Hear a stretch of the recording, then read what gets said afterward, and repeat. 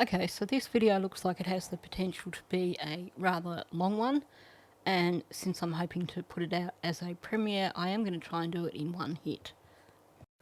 So before I jump into it, I just want to welcome all my new subscribers. It's encouraging to see people continuing to subscribe to my channel, and hopefully you will help me to achieve my goal of 7,000 by the end of this year. I know that sounds a bit piddly compared to many other channels, but for me 7,000 is huge. So thank you to everyone who has subscribed, and if you like my content and you're not subscribed, please do consider doing so. It's free and it helps me build my channel, helps me get more people hearing about cases like Jack and Lily's. I also want to welcome new members to my channel. I greatly appreciate your support also as coming in as members.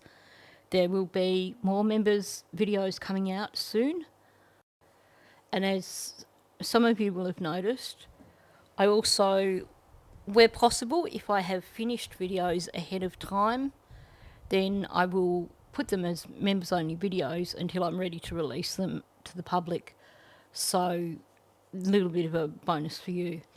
For members who've been around for a while, we are now heading into spring, and I'm finally getting enough strength in my shoulder that I broke earlier this year to do a little bit more driving. So I'm hoping that within the next month I might start to do a few more drive and talk videos where I basically take you around central Victoria, which is where I live, and you get to see where I live basically.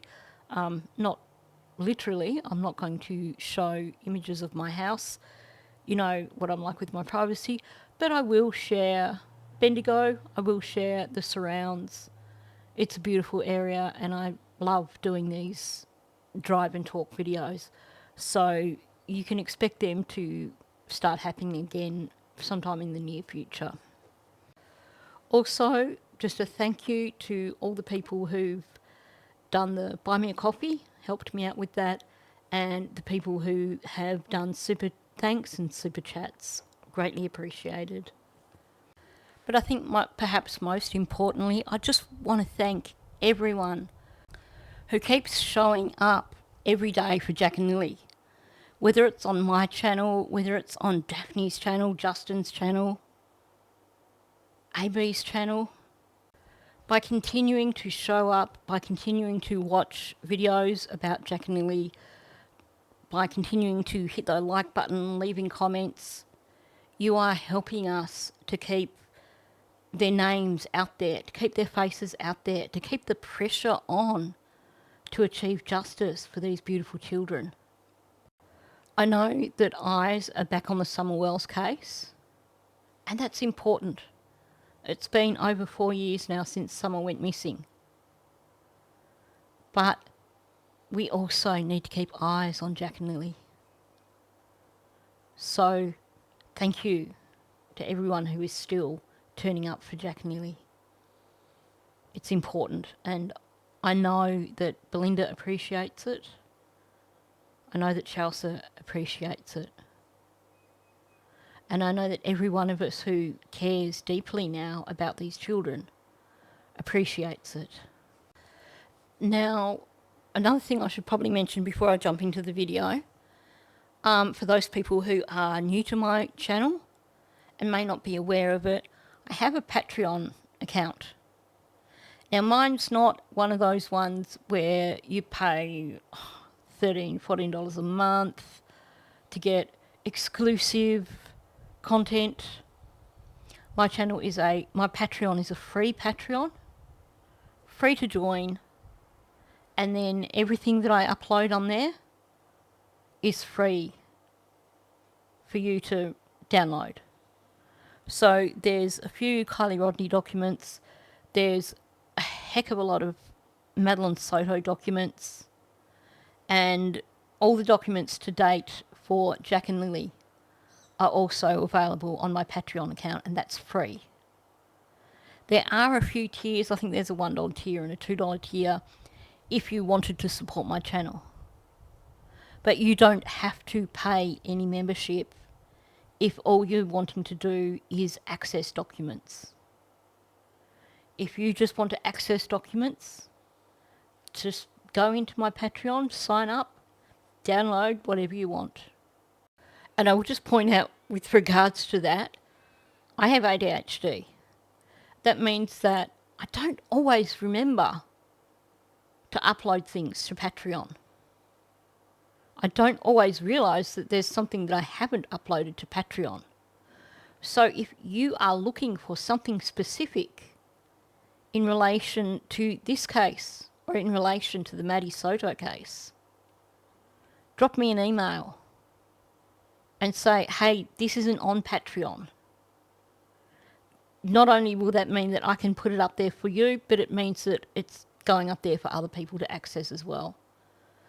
If something's not on my Patreon, it's not intentional. It's just my ADHD brain needing a bit of a bump sometimes. Okay, so let's just get on with this because your time is just as valuable as my time. So I'm not just going to waffle for 20 minutes for the sake of it and not get to the point here. So in this video, while I am focusing on Friday and Saturday in terms of searching, the main focus for me is going to be Friday. Now before I get started on it, I have a question for you. I don't need you to write the answer in chat or in comments or anything like that. Just think it through for half a moment. And that question is, Janie, Justin and Daniel, where did they search on Friday? Who were they searching with on Friday? We think we know the answers to that. But when you actually start to break it down and look at what's really been said, then in reality, once again, we've been deceived by these people, in my opinion. Okay, so there's a lot of clips that I want to go through and I will explain them along the way. First of all, I want to start with the moment when they discovered that Lily and Jack were missing. What did Janie do? What did Daniel do? Now I'm going to start with Daniel's account, but before I do, I just want to tackle one of those pesky bits of misinformation that is still drifting around, and it is actually courtesy of Janie and Cheryl, I believe. And that is the origins of this photo. Thanks to Janie and Cheryl with their confusion, Cheryl's like, oh, I think Malaya took that photo. Janie's like, I think the photo was taken by a drone. But if Cheryl's saying that Malaya took it, then Cheryl must be right. No, the photo was taken by a staff member with the Globe and Mail. I've included the caption. Daniel Martel and his brother Justin Martel left. Wait for an update from Search and Rescue at his home on May the 5th in Lansdowne Station, Nova Scotia. So this photo was taken by a photographer with the Globe and Mail on the 5th of May. It wasn't taken by Malaya, it wasn't taken by a drone, it was taken by a photographer with a journalist. I'm emphasising this because one of the clips that I play in this video has Janie saying that whole confusing thing, but it is actually an important clip to include. So I thought I would clarify this first so I can draw your attention back to it when we reach that particular clip. I also want to give people a bit of clarification too. A few people after my video the other day commented when I mentioned about the materials for concrete and the ladder. A lot of people said, no, that's pre-made steps for the decking. Yes, the wooden steps that you see, they are pre-made steps.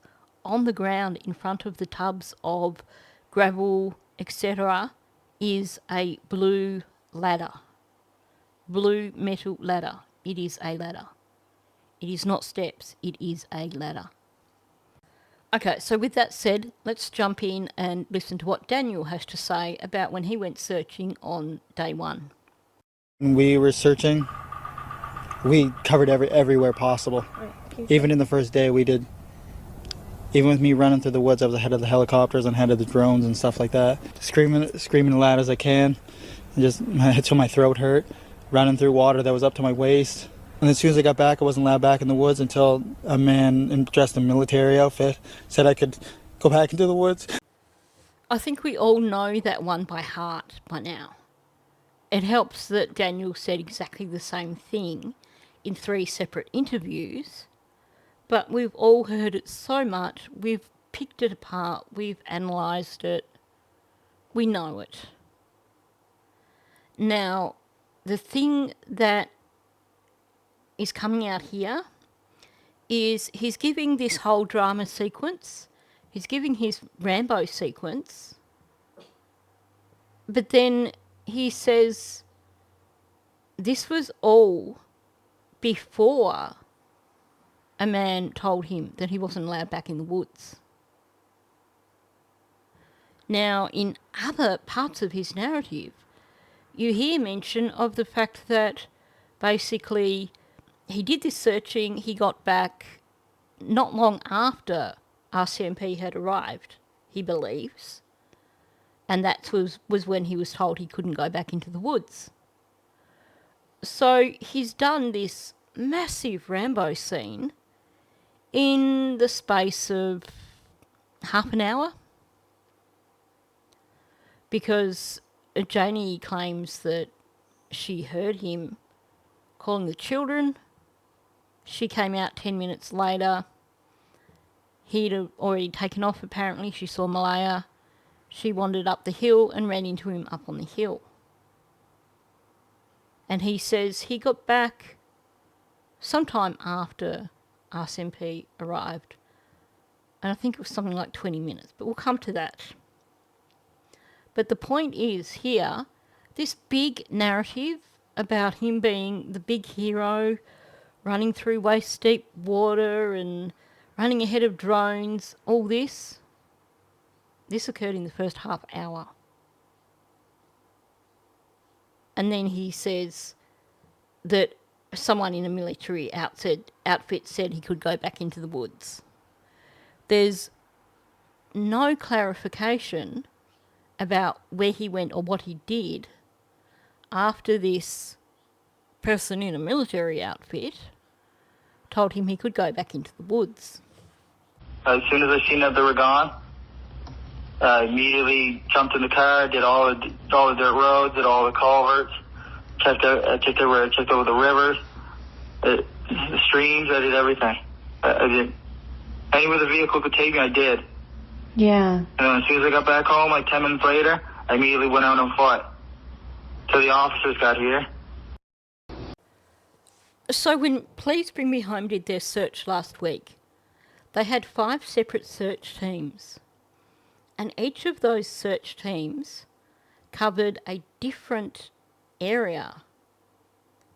And of those, all but one of those search teams were covering along the river or around waterways, including the lakes around Lansdowne Lake. It took them all day to do that. But Daniel, before the RCMP arrived, he covered all the dirt roads, he covered all the culverts, he checked the rivers and the streams, everything. And then he went home, dumped the car, and he went out into the woods until the officers arrived. This guy is like Superman. In half an hour, he managed to do more than what 4 search teams did in an entire day, and come back and go out on foot all within a half-hour period time before the officers arrived. So his Superman moment here has again all occurred prior to the arrival of RCMP. He says he went out on foot until the officers got here. And that's after giving his account of all the places he went in the vehicle. So still, we're getting a really clear account of his Rambo Superman moments in that half an hour before the RCMP arrived. And yet after that, he went back out. There's no details in terms of where he went, what he did. And then we're standing right in front of Mom's RV, and she asked me, should I call 911? Right? That's, kind of instinctual. You want to do that, right? Right. Because we don't hear them out in the yard. We never seen them in the house. We don't see them in the backyard. I didn't know if Mom was even home or not, right? Because I thought she might have went with my Uncle Ron. Mm-hmm. So she's on the phone with 911. I run up into the woods where the cabins are and look in the cabins, look around the area. Didn't see them. I'm screaming and yelling, Lily and Jack, Lily and Jack, Lily and Jack. And then I make my way down. There's a hill behind Mom's RV. I make my way down, and Malaya's standing there. I'm not sure if she's still on the phone with 911. She might have been on speakerphone. Kind of looks like she was messaging, but she might have been on speakerphone with the dispatch. And so I say, I'm jumping in the car. So I ran inside, got into the house, grabbed the keys off the end table, because there was 2 sets of keys, right? And I didn't take my phone. Well, I don't remember taking my phone because there's no service out there anyway, not like I can use it. So I left my phone on the end table. I'm pretty sure I left it on the end table. Investigators would know that for 100%. So grab the keys, ran up to the Nissan Pathfinder, and that's when I started to search the dirt roads and the culverts, right? So I went up Lansdowne Road. So you're out there searching in the woods. How long before law enforcement arrived? I was told 12 minutes. Okay. But then when I looked at the documentation and, asked questions and dug further, it was 22 minutes, I do believe. And were you at the house when they arrived? I was actually, when they were arriving, I was actually coming back to the house in the car. And I couldn't park in the driveway because RCMP just stopped in the yard, right? Okay. Because they were just starting to walk down and talk to Malaya. So what I did is I parked the white Nissan Pathfinder, because that's the car Malaya owns, the 2017 Nissan white Pathfinder. And I parked over on the right-hand side of the marsh, going toward Lansdowne Road. There's a marsh that's right beside the house there. Probably can pull that up on the map. There's a little driveway that's right beside it. It's about 100 feet from the house. Okay. Go around here? Yeah, that's actually the marsh. And there's a little driveway right on the left-hand side right there. Yep. That's where I parked in the white Nissan Pathfinder. Okay. And then when I jumped out of the car, the RCMP yelled at me from in the yard, right? Because they could see me clearly. Yeah. And they said, Daniel, don't go back into the woods. So at that point, I didn't go back into the woods. I walked over to the house and I went down and I was talking to my mother. So as you can see from that audio, Daniel entered a parallel universe. Because instead of going out in the car and doing all this stuff in the car and then getting back and going into the woods until the RCMP arrived, this time he did it in reverse. He ran up to the cabins in the woods, and that was so fast. And then he hopped in the car and he drove out he checked the roads and he checked the culverts, the dirt roads and the culverts, and he went to Lansdowne Road. So this is when we get that introduced into the narrative. So he's crossed paths with himself at some point in time. While he's been out in the vehicle doing all this checking initially, his other self has been running up to the woods, to the cabins in the woods. And then his other self has gone out in the car. At some point in time, they must have crossed paths, because then his other self returned to the house and went out into the woods, while in this reality, Daniel drove around and he just happened to get back at the same time that the RCMP arrived, which is different from saying that he got back after they arrived. So definitely we have parallel universes happening here. Daniel has split off into two Daniels in parallel universes. And he tells us that he parked next to the marsh and that the officers yelled at him not to go back into the woods. And they yelled at him using his name, which is fascinating because this is their first encounter with him. They will have got the dispatch call where the mother, Malaya Brooks Murray, had just reported her children missing. And yet these RCMP officers had their mind-reading abilities at full strength. And they read his mind and knew that his name was Daniel. Not only that, but despite the fact that he was pulling up in a vehicle, they were telling him not to go back into the woods. Not to go back out in the car. So they must have, with their psychic abilities, known that when Malaya first rang 911 that Daniel was running up to the cabins in the woods. Either way, we have two timelines here that clash. But this is still all happening in that half-hour period of time prior to when the RCMP arrived. And then he says that he didn't go back into the woods. He went to the house, and then he went and he was talking with Janie. And yes, if you are confused over what Daniel actually was doing, don't feel bad, we're all confused. Now, I could go through this entire video just looking at Daniel's different narratives for that period of time up until the RCMP arrived. But I think you get where I'm going here. These things that he's told us, all these Rambo stories, these Superman stories, when you pay attention, this has all happened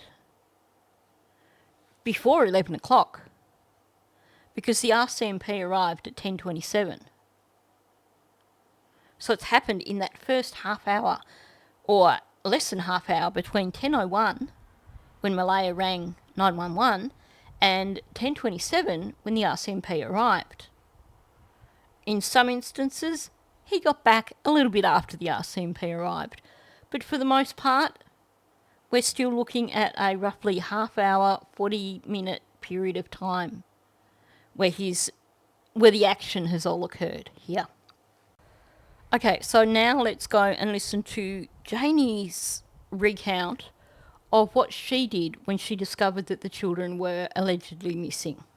The next thing you know, I dozed off again a little, maybe dozed off, or I get up about 5 or 10 minutes after that, and I found Malaya outside, standing there holding Meadow on her hip, and she was holding her on her right side of her hip. Now, I don't recall if she had her phone or not. That wasn't important to me. The only thing is what I was looking at is her standing there, and I asked her what's up, and that's when she told me the kids were missing for 20 minutes. Now, Janie's timeline is already a little bit ambiguous here because she says Malaya said the kids had been missing for 20 minutes. Well, according to what was told to dispatch, the children had been missing since 8 o'clock that morning, or had last been heard from at 8 o'clock that morning. So this conversation could have happened at 20 past 8.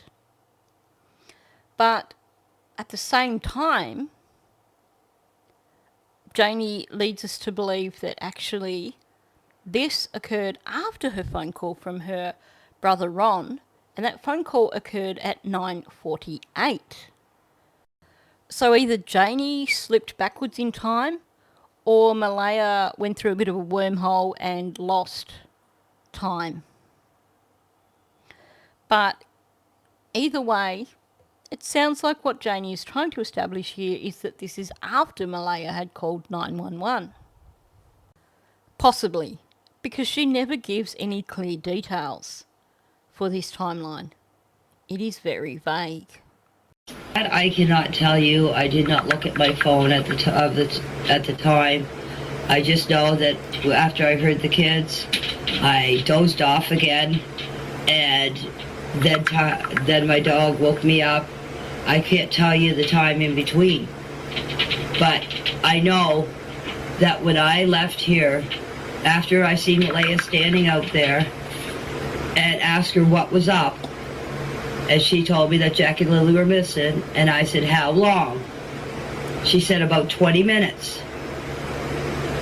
After that, as I said, I came in, got my boots on, and I went up the hill, and I met Daniel, as I said, up on top of the old road just above my RV. So if you look at the map, or the aerial view of my place, I don't know if it shows it you or not, but if you look at an aerial map of it, you will see an old road just up the top of the hill here. So when I get up at the top of the hill, I seen Daniel, and I asked him if he found the kids yet. He was in the vehicle, in Malaya's vehicle, and he said no.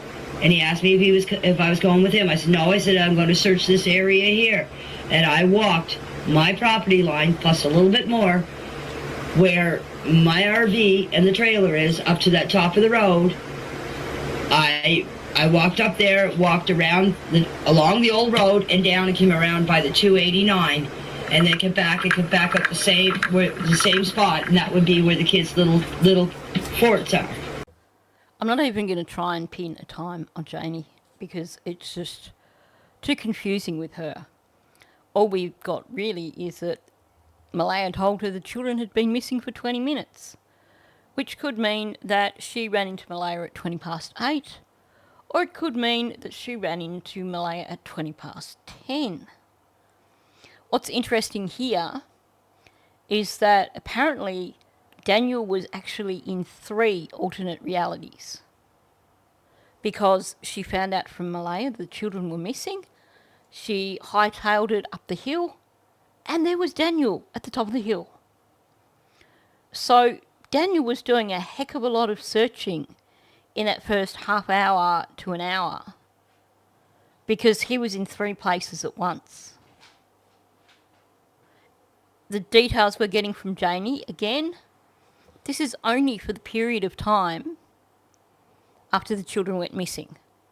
She went up the hill, she followed the road a bit, doubled around, and somehow ended up coming back up the driveway to the location of where their forts are, or some variation of that. The next thing you know, I heard Daniel hollering Jack and Lily's name. Then about maybe 5-10 minutes after I heard him, I'm not sure exact what time because I didn't look at the clock. And when I opened the door, Malaya was standing there in front of the RV, and I said, "What's up?" And she said, "The kids are missing. The kids, Lily and Jack, are gone." And I said, "How long?" She said, "About 20 minutes. I don't know what time I seen Malaya outside because I didn't look at the clock. I came in, I grabbed my boots, and headed up to the woods. So here she's saying this all occurred about 5 or 10 minutes after she heard Daniel yelling for the children. So either that puts Daniel into a 4th time reality, or Janie was completely working at a different speed than the rest of the world. Maybe she was in some sort of time loop where time just slowed right down. Because she's saying this, we're supposed to believe that she ran into Daniel at the top of that hill, yet there's no mention of seeing him get in the car or anything. There's no mention of seeing him at all. So she's heard him. She's sat there for 10 minutes, gone outside. Daniel's nowhere to be seen. She spoke to Malaya, went up and ran into Daniel at the top of the hill. Still, we're not getting anywhere beyond about 10:30 with any of this narrative. My brother Ron called me at 8:48 and asked me if I wanted to go to town with him. And I said no. I said, I'm staying home. I said, I'm going back to bed. Okay, I went and I laid down.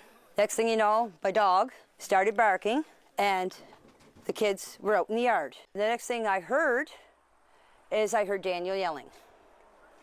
He was yelling for Jack and Lily. I didn't get up because I thought he was yelling for Jack and Lily in the house. So the next thing you know, I came out of the trailer after I heard Daniel, about, I'd say, 10 minutes after I heard him, I come out of the trailer. I opened up the door, was standing here. Malaya was standing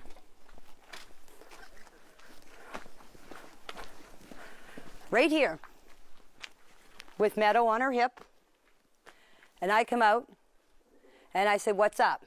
She said, Jack and Lily are missing. I said, how long? She said, about 20 minutes. I closed the door, got my boots on, came out here, ran up in the woods. Just right up here. The kids have a little fort that they made out of sticks and fir branches, and that's where they go. You can see them and hear them. I did this whole area. There's an old road up back. When I got up to the top of the hill, I met Daniel. And I said to him, I said, did you find them? He said, no. He said, you coming with me? I said, no. I said, I'm going to search this area. Because when she told me the kids were missing, you automatically think they went into the woods. That was my first instinct. So I went up and I did this whole area, this whole wooded area, right up to the top of the dirt road, came back down here and came back down the side of the road, came back down here and came back up the same spot. I went back into the house. By the time the cops were here, I don't know exactly what time, I didn't take my phone. The cops were here. So again, we're not getting much in terms of a timeline from Janie, other than the fact that when she found out the children were missing, she went for a massive, massive hike, and she got back sometime after the RCMP arrived. And I'm just going to put a pin in that, and I will come back to that later in this video. There's no way you're going to make a kid do something they don't want to do. Believe me, I've been through it. So Jack and Lily would not have walked in the woods. The only distance they would have walked is up to their little fort that they built. Lily is scared of bugs and spiders, the opposite of Jack. When I see them out here in the yard and there's a fly or a bug or something, if Jack gives her one of her bugs, she goes, I don't want that, or worms. She won't touch worms. She won't touch bugs at all. She gets scared of them. She runs in the house when there's a fly or something around her. So I can't see them going in the woods with bugs and flies and no. Now, I don't need to go too much into depth in this because I've discussed it multiple times. I just want to point out that Janie is so adamant here that Jack and Lily didn't go into the woods. They would have only ever gone as far as the fort because Lily hates bugs and things. And she also mentions at another time about Jack, if he doesn't want to go somewhere, he's not going to go somewhere. So he doesn't like going through the woods. He would dig his heels in, he would sit down, he would refuse to go. So she's establishing really clearly here that the only possibility is that they could have gone up to that fort. Now, when we saw her doing that interview with Ali, not only did we see her limping, but we could also hear her labouring a bit with her breath. This is a lady who has a heart condition. And yet, apparently, even though she's saying there's no way the children went anywhere other than to the fort, she still traipsed up that steep hill, up to the road, did a big lap of the area, went on a major hike before returning to her trailer sometime after the RCMP arrived. Meaning that that hike was at least a half-hour hike, maybe 20 minutes, half hour. given that she encountered Malaya only 10 minutes after she heard Daniel calling for the children, if Malaya called 911 after Daniel went outside calling for the children, then, yeah, you're only talking about a 20-minute, half-hour period of time that she's been traipsing around. But that's still, for someone with a limp, someone with a heart condition who has trouble with their breathing when they're doing much walking, that's significant. Why would you do that if you didn't believe the children would be in that area that you are traipsing around? It makes no sense at all. But apparently, this is what Janie did in the first half hour or so after the children went missing. She went on a little private hike of her own, met Daniel at the top of the hill, and continued with her private hike. Okay, so I'm going to move on from Janie's and Daniel's story about what they did when the children first went missing to another part of the timeline. And this is Janie talking about the people who were in the RV on the Friday and the Saturday. This does fit in. It will all come clear. Trust me.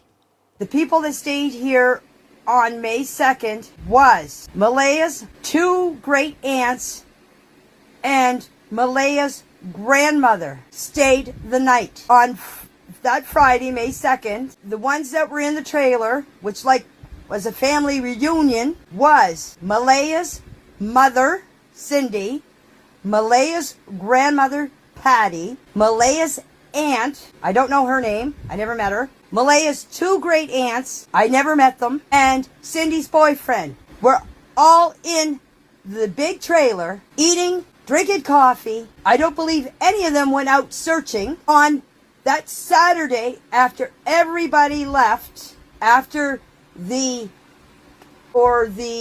altercation at the end of the driveway. Everybody left except Malaya's grandmother Patty was here. So Janie just did one of her really weird time hops again. So she starts by saying about May the 2nd and the people that stayed there overnight on May the 2nd, and she's talking about it being like a family reunion, and she gives this long list of the people that were there. And she also says that she doesn't believe that any of them went out searching. Put a pin in that, we're going to come back to that. But then, without even taking a breath, without even starting a new sentence, she goes on with, on that Saturday after everybody left. So she's suddenly switched from May the 2nd, during the day, to people staying overnight, and then to Saturday, and everybody left. It's a really confused timeline again from Janie. So is she saying that they were all eating and drinking coffee on the Saturday, or they were all eating and drinking coffee on the Friday night, or all eating and drinking coffee on the Friday? Because it is so ambiguous the way she is saying it here. Reason why I know who was all in the kitchen on Friday night was I went in to tell Malaya that me, Justin, and myself were going back out on the bike to search for Jack and Lily. Well, that clarifies things a little bit, right?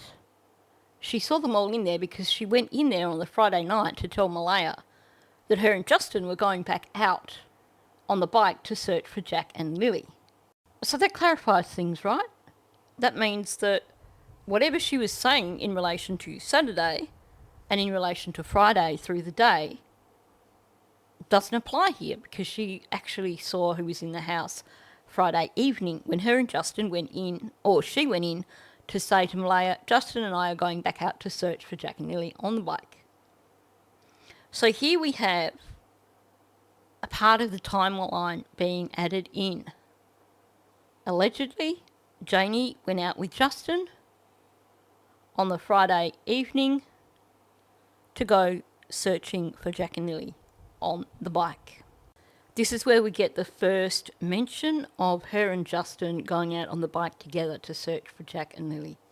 The rest of the people, I don't know when they arrived. As I said, I was up the bike most of the day with Justin, searching for Jack and Lily. Now here she's talking about not knowing when people arrived because she was out with Justin all day on the bike searching with Jack and Lily. So that should establish the fact that on the Friday she was out all day with Justin on the bike. So she doesn't know when anybody arrived because she wasn't there. So just hold that thought momentarily. Okay, to save everybody trouble, here is what happened at the end of my driveway. The altercation. My brother, me and Justin were out on the four-wheeler. We were up at the pipeline. We were coming out at the road called the Matheson Road. Malaya called me on my phone. She called me at 3:32. I didn't answer because we were talking to a lady on her four-wheeler with a child. Then she called me back at 5:39. I answered the phone. She told me to get back here to the trailer. I said, "What's up?" She said, "I can't tell you over the phone." So I came back here. Me and Justin came back here to the trailer. So I was, for a while, really confused and thinking that the altercation had happened on the Friday, because she's talking about her and Justin being out searching the pipeline. And this is after her previously saying that she hadn't seen who had arrived because her and Justin had been out all day on the bike. So now we know that she's talking about Saturday here because that's when the altercation occurred. So she's filling in a little bit of the timeline. This is Saturday afternoon. She claims that her and Justin were out on the pipeline and Malaya called. And she says, "I came back." And then she pauses and she says, "Me and Justin came back." That's the first sign to me that just maybe it wasn't her and Justin out on that four-wheeler, because you wouldn't need to clarify it. For starters, given that they were both on the same bike, you would be saying, "We came back," not "I came back." She's completely eliminated Justin from the action right here. Not only that, she says here that Malaya called her, but she didn't answer it because we were talking to this lady with her child who was searching on the pipeline. Now, unless her and Justin were talking in unison and having this mind meld while they were talking with this lady on the pipeline, then I am going to guess that one person was more involved in the conversation than the other person. So why didn't Justin, for example, answer Janie's phone? Why was it not possible when you have two people having a conversation with one person on the pipeline for one of those people to step aside and answer the phone? Given that you were searching for a child, I'm pretty certain that the woman on the pipeline wouldn't have been offended and would have been quite surprised were you ignoring the phone call. But there's no mention of Justin at this point, other than that we were talking to this lady. We have to guess here that the we is her and Justin. And yet apparently the conversation was so animated that two people were unable to actually stop and answer a phone. Not just Janie being engaged in this conversation, but apparently Justin was so engaged too that he couldn't answer her phone for her. And if Janie was out with Justin, wouldn't Malaya know Justin's phone number? And if Janie wasn't answering, try Justin's phone number? But apparently that didn't happen. The way Janie tells this makes it sound almost like Janie was on her own, or that she came back and the person that she was with didn't come back with her. you certainly don't hear any mention of Justin as being there during this altercation. Apparently the altercation involved Janie, it involved Logan's mother, Logan, Cheryl, but there's no mention of Justin. I'm going to come back to that point. So I did not order Malaya off the property. What went on after they left, after the police left, and after they went to this briefing, I do not know what happened. I stayed here. I stayed here, and me and Justin went back out on the bike. Again, you're getting a bit of ambiguity. She's saying after they all left, she stayed there. And then she says, and she stops, she pauses, and she went, I stayed here. So she repeats that she stayed there. And then she says, and me and Justin went back out on the bike. I think what she's trying to say is that they all left the property, but she stayed on the property. Like, well, duh, because you live there. But it just is an interesting way that she said it. Because it almost sounds like she's saying that after everybody left, she basically just stayed there in the RV. Or in the trailer. But then she tacks on the end, me and Justin went back out on the bike. Is that an afterthought? Did they really go out on the bike after that? Or is she trying to give this impression of her being out on the bike 24/7 for the first however many days of the search? That's when I left everything and everybody took off. I didn't know where anybody was going or what was going on in the whole kerfuffle or whatever you call it. So I went and talked to my boy to see if he was okay. After that, everybody just left. So I don't know what went on. See, the way I thought is anything else that happened here that day was not important to me. I want to stress that wasn't important to me. The only thing that I was thinking about that day was finding Jack and Lily. And I spent all day, except for when I came here and had a little bite to eat because my daughter-in-law brought some food, and I had a sandwich, and then she took the rest of the food into the trailer, and the ones that were in there, all her family, ate all the food. Anything that anybody brought, they took it to the trailer and they ate it all. We didn't get anything. We had to defend for ourselves. As I said, it was like a family reunion. They were in there talking and laughing and going on.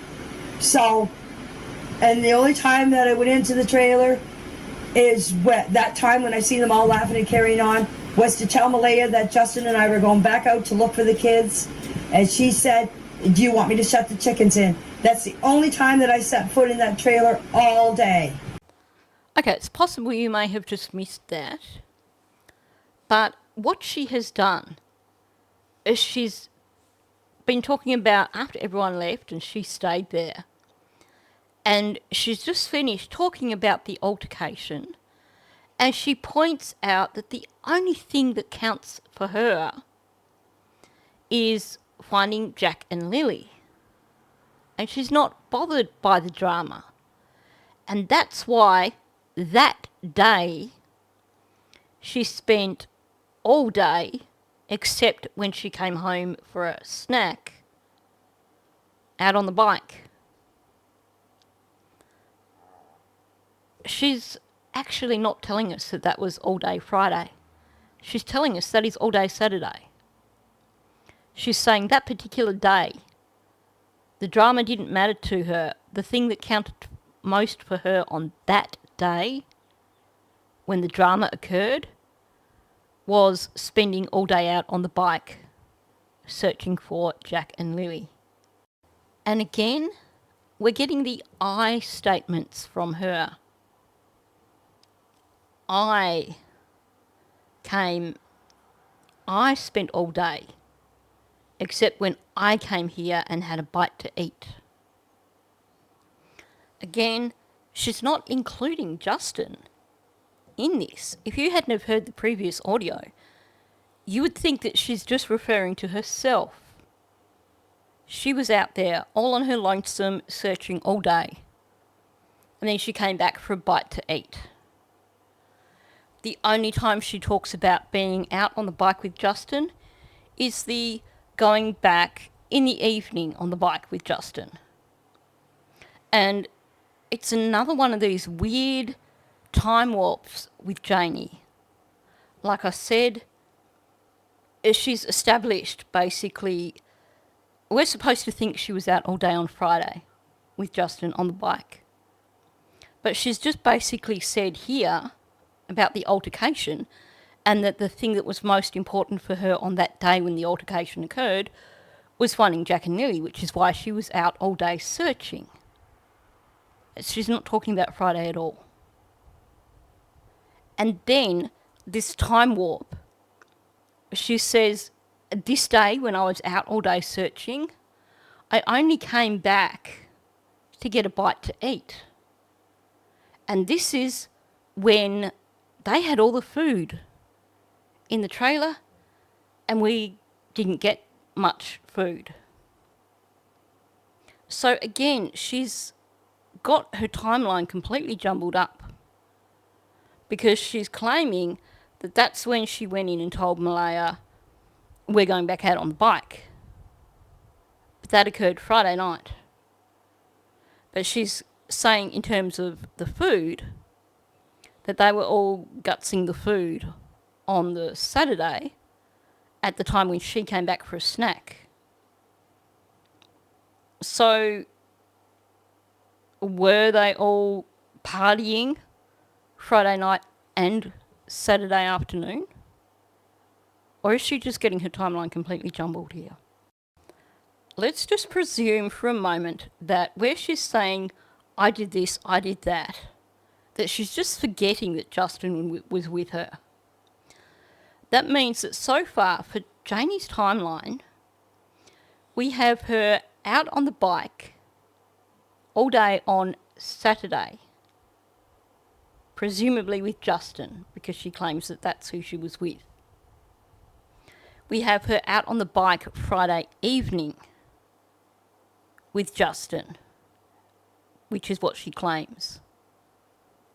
We have her going back out on the bike Saturday evening after everyone left. She's actually not, at this point in time, established anything for the time period between roughly 11 a.m. Friday morning through to Friday evening when her and Justin went back out on the bike. And she's saying that they went back out searching. So you could say, well, she's saying they went back out searching, so they must have been out searching on the bike earlier. But this is a classic Janie technique of giving you a little bit of information, but not giving you the full information. Because hypothetically, if her and Justin had both gone out through the day, regardless of whether they were together, then going back out again in the evening, they would be going back out. She hasn't actually established here that they were together through the day on Friday. Other than that, after that was over, nobody else was around. Everybody left.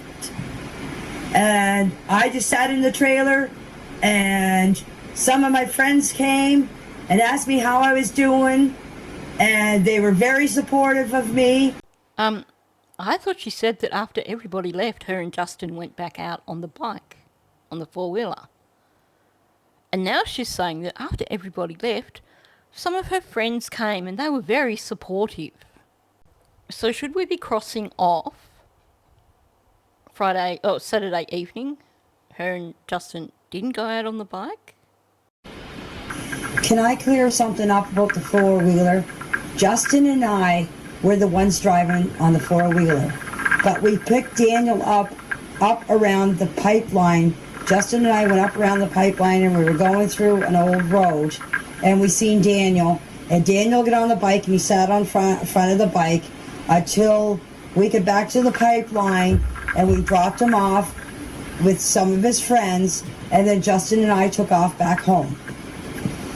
So Daniel was on the bike, sitting on the front of the bike, so there was me, Justin, and Daniel on the bike. He was sitting on the front of it. But Justin and I had the bike out all day. How many times does she need to point out that it was her and Justin on the bike? Justin and I were the ones on the bike, on the four-wheeler. She's like, we picked up Daniel and we dropped him off with some friends on the pipeline. And then we came back home and Daniel was on the front of the bike for a while, but it was Justin and I that were on the bike all day. She's really pushing it, making sure that you understand that her and Justin were the ones on the bike all day. But what day is that? She's not talking about Friday here. We know this for certain. You're probably a few steps ahead of me and you know where I'm going with this. But I will put a pin in that and come back to it. So again, she's talking about being out on the bike all day with Justin. She's emphasising here it was her with Justin. The only time Daniel was on the bike was when they picked him up and dropped him off to meet with some friends. Otherwise, it was her and Justin on the bike all day. Her audience is supposed to believe that she's talking about Friday here, in my opinion. So, you got to cut Daniel a little slack here, guys. He did not use the ATV all the time of the search. It was me and Justin.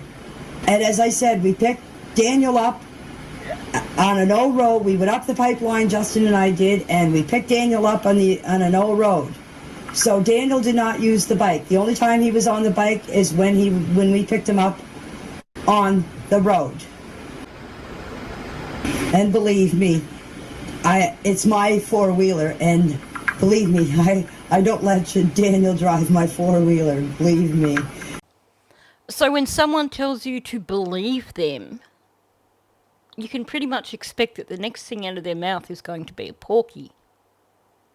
And when they say, believe me, twice in one sentence, you are guaranteed that what they are telling you is a porky. So her saying, believe me, it's my four-wheeler, and believe me, I don't let Daniel drive my four-wheeler, says to me that, yes, she actually does let him drive her four-wheeler.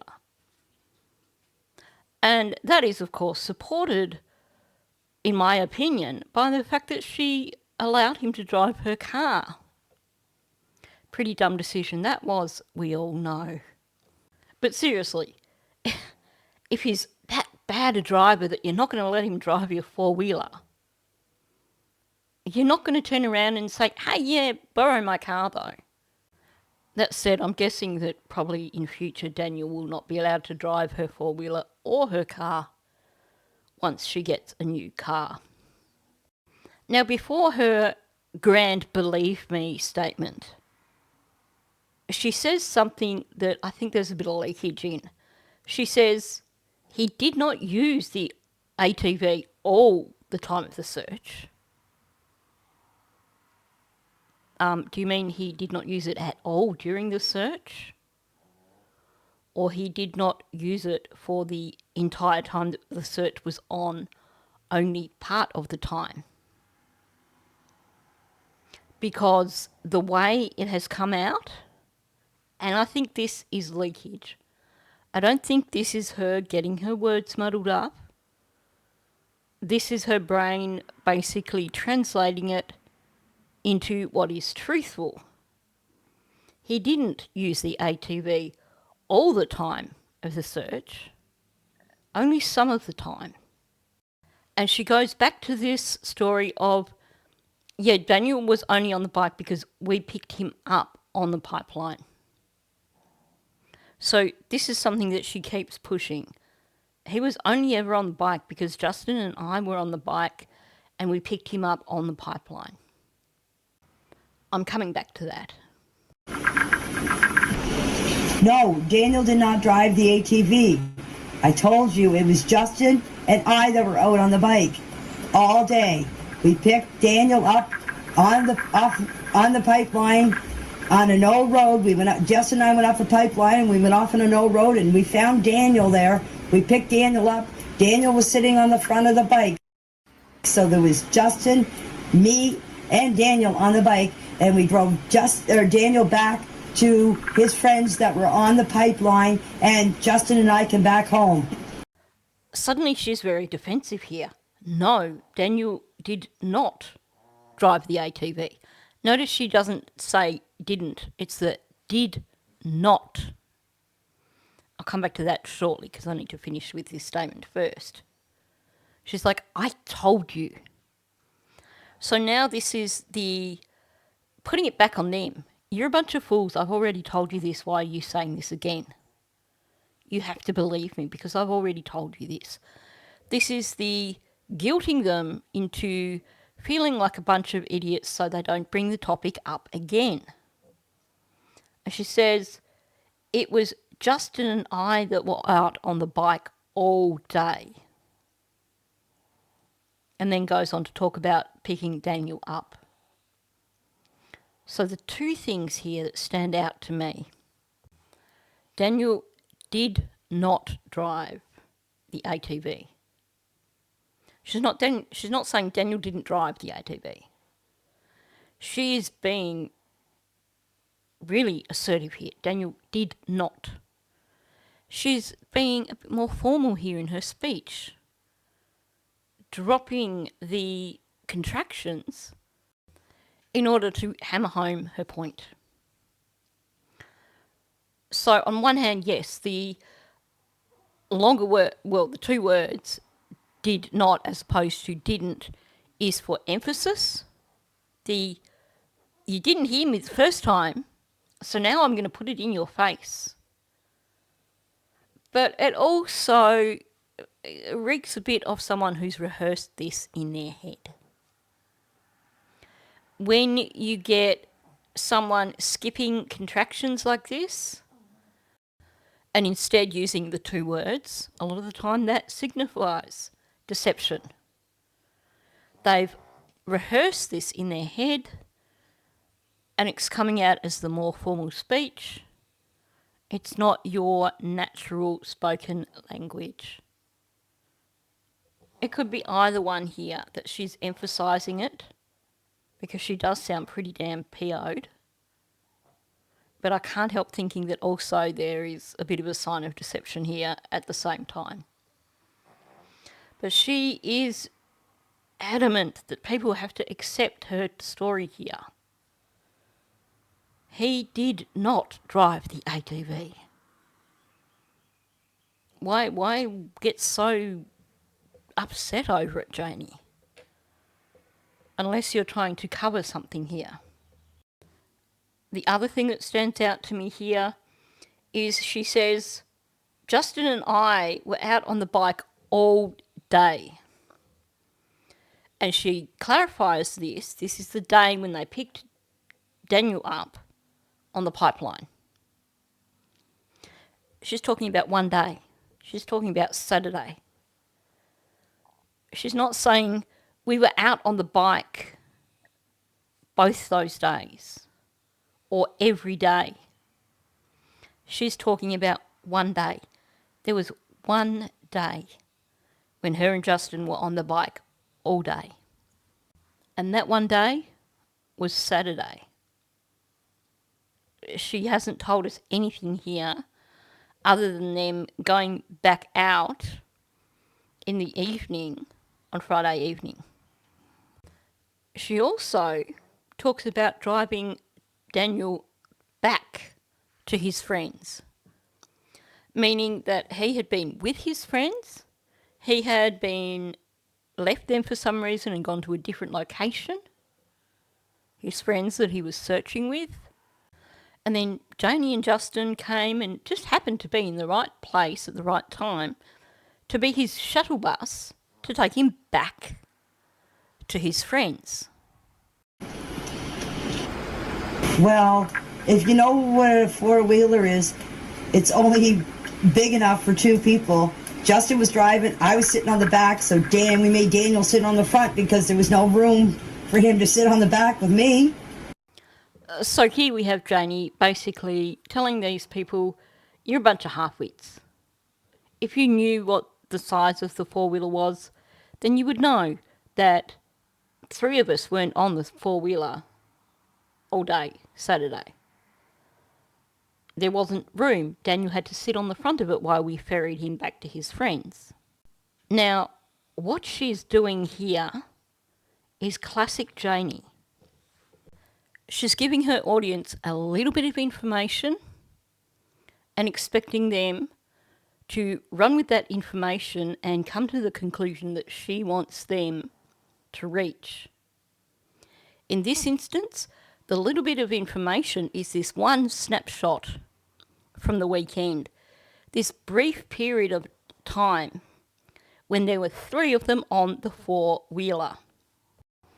And she's making sure here that people understand that it's not something that you would do on a four-wheeler normally because it's too small to fit 3 people on.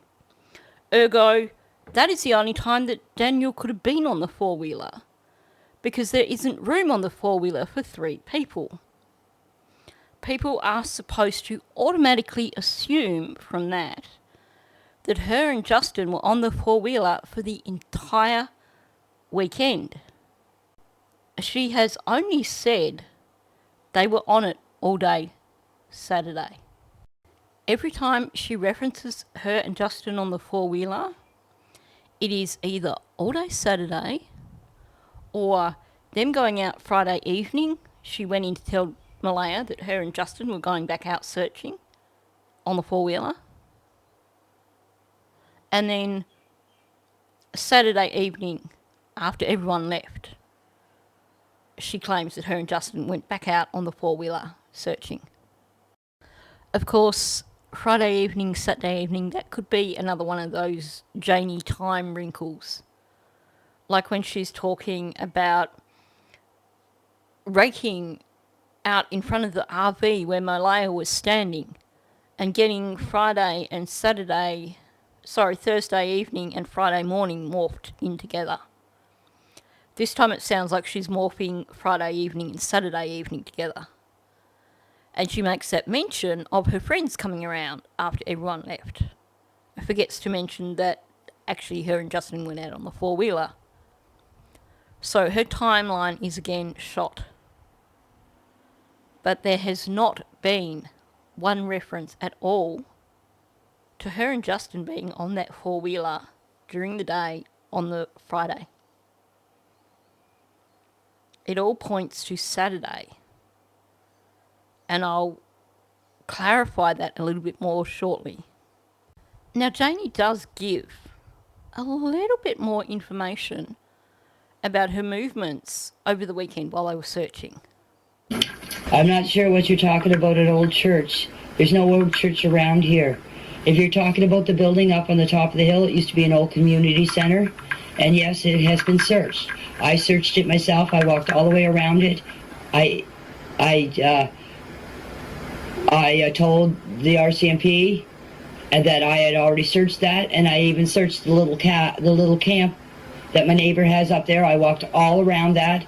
The RCMP, the searchers, everybody looked this whole area around here. First of all, I hope that the RCMP has not taken any of that family at their word when they've said, you don't need to search it, we already searched there. Because we know they're all covering for Daniel, or it appears that way, at least.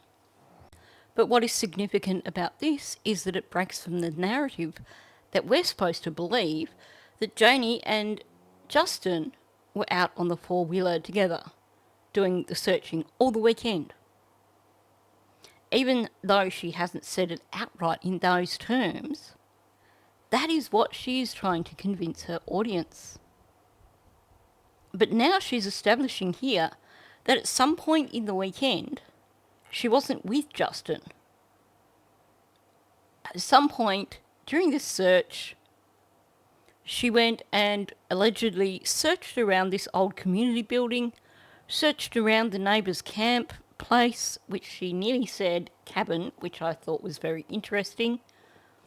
And she told the RCMP, you don't need to search there now, I've searched that.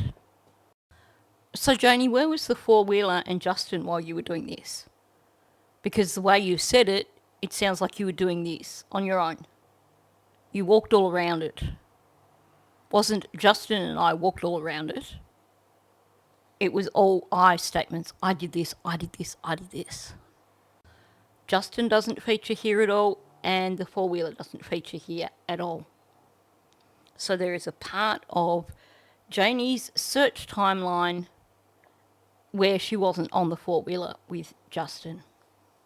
With everything that was going on here, as I said, I went up in the woods, I could back down, the cops were here, and then I went back up in the woods again, I could back down. Yes, I could be mistaken about the time Cindy showed up. Yes, it just went like a flash, too. Like the day here was just chaos. Everybody running around, panicking. What it looked like is like a whole bunch of little ants, everybody just running around, looking for Jack and Lily. So yes, I could have the time wrong. Yes, I probably do. I will admit that.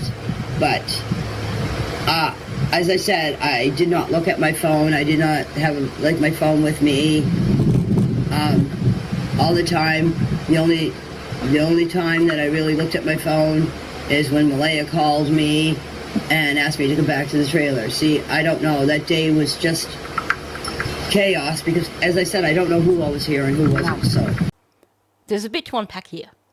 First of all, she states that after going up into the woods searching for the children and she comes back, she sees that the RCMP are there and she heads off up into the woods again. This is clearly Friday. So she's not saying anything here about going off on the four-wheeler with Justin. She's saying that she got back down to the RV, the cops were there, headed off into the woods again. The four-wheeler doesn't come into it at all. And then she says she could be mistaken about what time Cindy arrived because she didn't look at her phone at all. A few things with this. That establishes actually that she wasn't out searching all day because clearly she was back at the RV at the time that Cindy arrived. Because otherwise she would be saying, I don't know what time Cindy arrived because I wasn't there. But no, she's saying she didn't look at the time when Cindy arrived. So she's saying she was there. She just doesn't know what time it was. This contradicts her other statement when she said, you heard earlier in the video, she said, I don't know when everyone arrived because I wasn't there. I think what's going on here is that first statement, she's referring to the Saturday. She was not on the property on the Saturday when people were arriving. Whereas on the Friday, she was there on the property when Cindy arrived. And in fact, she even makes a statement about that to the RCMP. I'll come back to that shortly. Now, we know that Janie was on the property on Saturday at some point because Belinda arrived and Janie was sitting on the driveway in tears because she was having an argument with Constable Mason because she wasn't going to allow her into her RV. So that kind of puts an end to her story of being out all day on the four-wheeler on Saturday as well. But she's claiming that at some point in time she was out, so she doesn't know when everyone got there. But she knows when Cindy got there because she was there. So it seems that for Friday, she may well have been present on the property for a fair period of time. She was certainly there when Cindy got there. And we know that Cindy had to travel from Truro. Now, there's all these ridiculous claims that Cindy arrived 16 minutes after Malaya called 911. But when you look for verified timelines, you can see that there is a period of time, an allowable period of time. We hear from Cindy's statement in the documents that she missed Malaya's first call about the children being missing, even though there's that mysterious 8:28 call. But we hear from Cindy that she missed that first call and she was actually told by Patty that the children were missing. Now, I could go into audio, I could go into documents and go through what time Cindy actually arrived, but I don't think that's hugely important in this video, other than for us to recognise the fact that Janie was present. Whatever time Cindy arrived, Janie was present on the property. She wasn't out searching, even though she's trying to give the impression that she was out searching the whole time. She's actually being evasive about the timeline here. For some reason, Janie doesn't want to give her timeline. Because what she says to us, in terms of her phone, is beyond vague. It's contradictory. I didn't look at my phone. I didn't have, my phone with me all the time. The only time I looked at it was when Malaya called me. Essentially, that's what she's saying. Note that when she tries to say she didn't have it with her, she throws in like. So straight up, we know that's complete utter lie.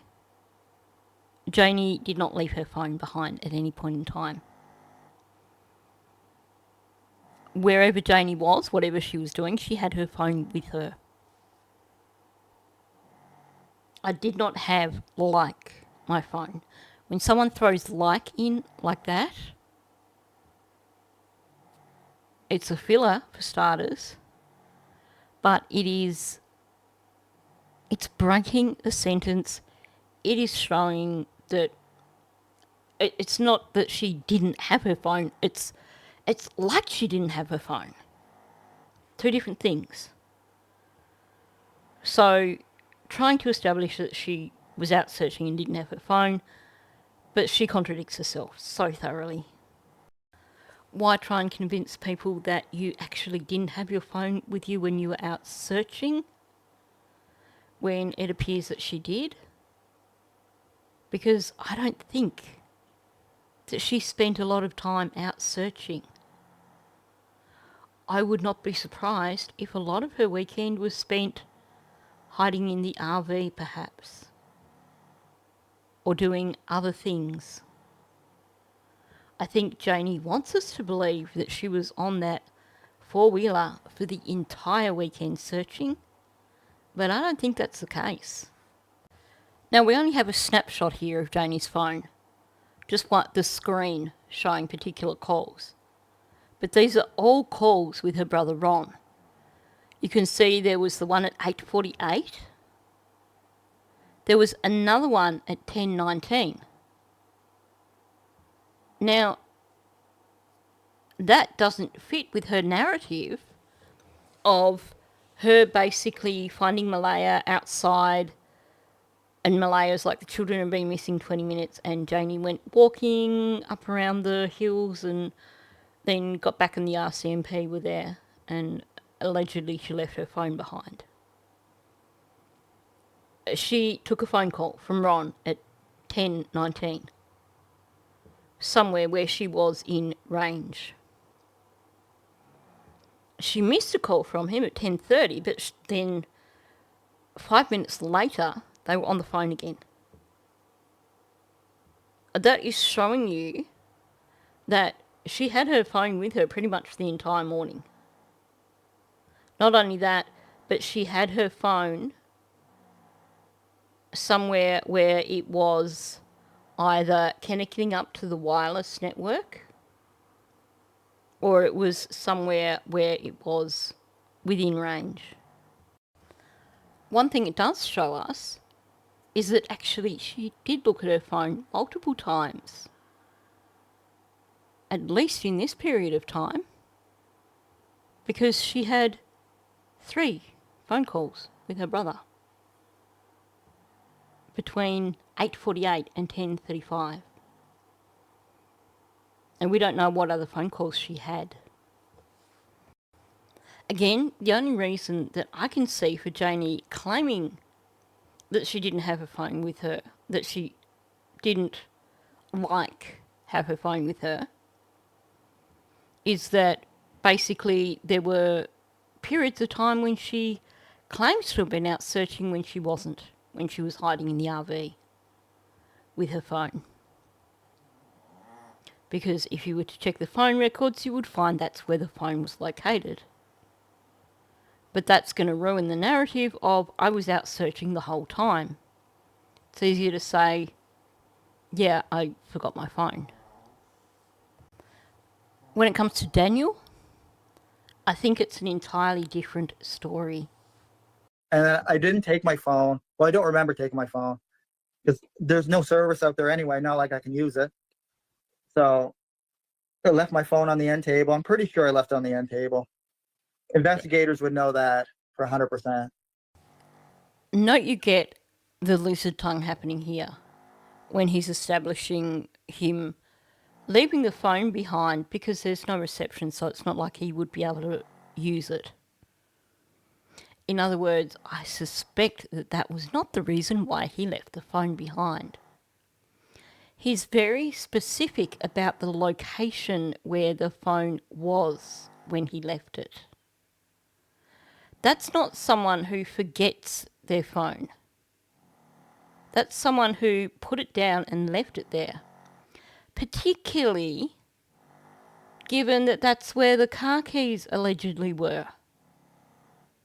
So he basically went and put the phone down, traded it for car keys and went out. That's not an accidental act. That is someone who has intentionally left their phone behind so that their movements on the Friday couldn't be tracked. And I mean, that's a given. We've spoken about this so many times. I think every creator has mentioned this so many times. But I'm going to come back to this. I think it is significant for what I'm looking at in this video. The altercation. My brother, me and Justin were out on the four-wheeler. We were up at the pipeline. Now, obviously, because this is pre-recorded, I'm guessing here, but I'm going to guess that when I first played that part of the audio, that a lot of people probably made the comment that, hey, she mentioned her brother first before she said it was her and Justin who were out on the pipeline. We already know that she wasn't out all day on the Saturday on the bike, because at some point during the day, Belinda and her family arrived and Janie was sitting on the driveway in tears with her daughter-in-law trying to comfort her and Constable Mason saying, you know, you're impeding the investigation, essentially, because Janie wasn't allowing her to look inside her RV. So when we have that, coupled with this slip-up, where she starts talking about her brother, as opposed to her and Justin, and then she corrects herself, I'm wondering if maybe Janie was with her brother and not with Justin. I'm wondering if Ron played a bigger role in this than what we realise. Now, I'll come back to that. Honestly, when I'm doing these longer videos and I am trying to pull in all these threads together, you could just about turn it into a drinking game with the number of times when I say, I'll come back to that, or I'll put a pin in that. I'm not trying to be frustrating. It's just that it's easier to explain when I've got all the pieces there in front of you. I apologize. I thought the picture of Justin and Daniel on the bike was taken by a drone, but if Cheryl says it was taken by Malaya, she's probably right. I wasn't around when the picture was taken. So I pointed out at the beginning of this video that this wasn't a photo that was taken by Malaya. This wasn't a photo that was taken by a drone. This was taken by a photographer working for the Globe and Mail, and the photo was taken on the 5th of May. So why does it matter? Because of what Janie has said here. She's saying, I thought the photo was taken by a drone. And I think there's cross purposes here. She might be thinking of the drone photo where you look down and you can see the four-wheeler, but you can't see Daniel and Justin in that photo. I think that's the photo she's thinking of. She's getting confused. Meanwhile, Cheryl claims that it was taken by Malaya. So back to, why does this matter? It matters because Malaya left the property Saturday afternoon after the altercation. According to Janie, her and Justin were out the entire time on the four-wheeler. The only break she had was when she came back for a snack, and Malaya's family were having a little party in the trailer and eating all the food. So the problem here is that in Janie's mind, she's happy to accept Cheryl's idea that Malaya took the photo.